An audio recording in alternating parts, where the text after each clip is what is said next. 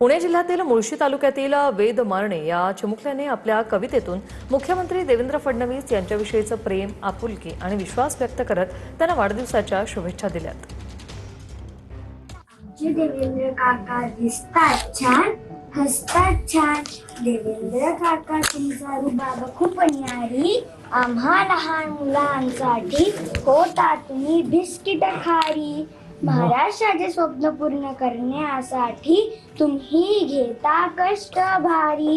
आम्हा लहान मुलांच्या स्वप्नांची तुम्ही एकमेव सवारी. देवेंद्र काका तुम्ही खरे छत्रपती शिवरायांचे मावळे शोधता. हिंदवी स्वराज्यासाठी रात्रंदिवस मेहनत करता.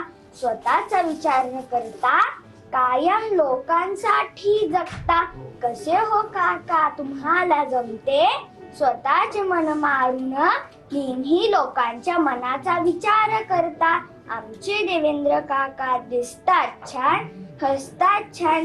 आपल्या सोबत बोलायला शब्द पडतील कमी, पण आता आपल्याला थोडा ताण देतो कमी.